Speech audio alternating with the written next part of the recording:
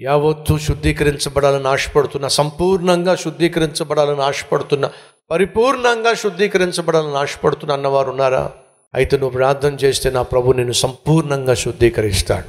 విగ్రహము అని అంటే నువ్వు ఆరాధించేది. అనగా కొంతమంది త్రాగుడిని ఆరాధిస్తారు, అది లేకుండా బ్రతకలేరు. కొంతమంది వేశ్యను ఆరాధిస్తారు, ఆ వేశ్య లేకుండా బ్రతకలేడు. కొంతమంది డబ్బును ఆరాధిస్తారు, ఆ డబ్బు లేకుండా బతకలేరు. యవ్వనంలో ఉండేటటువంటి అబ్బాయిలు అమ్మాయిలు ఎవరినైతే ఇష్టపడతారో వాడే సమస్తం, అదే సమస్తం, దాన్నే ఆరాధిస్తూ ఉంటారు, వాడినే ఆరాధిస్తూ ఉంటారు. అడుగుతున్నాను, ఈరోజు నీ జీవితంలో దేన్ని నువ్వు ఎక్కువగా ఆరాధిస్తున్నావు, ఎక్కువగా ఇష్టపడుతున్నావు, ఎక్కువగా ప్రేమిస్తున్నావు, ఎక్కువగా తప్పిస్తున్నావు? దేనికోసం ఎక్కువగా నువ్వు ఆరాటపడుతున్నావు? ఒకసారి ఆలోచించు. నిజంగా మనం ఆరాధించాల్సింది మనిషిని సృష్టించిన సృష్టికర్త అయిన దేవుణ్ణి.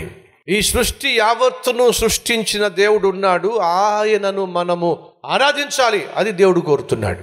కానీ ఈరోజు మన మధ్య సృష్టికర్త కంటే ఎక్కువగా నువ్వు ప్రేమించే ఏది నీలో ఉన్నా అదే నీ జీవితంలో విగ్రహం. ఆ విగ్రహమే నీ జీవితంలో పవిత్రత లేకుండా చేస్తుంది. చెప్పా కదా, త్రాగుబోతు వాడు తన త్రాగుడు వల్ల తన శరీరం అపవిత్రమవుతుంది, పరిశుద్ధతను పోగొట్టుకుంటున్నాడు.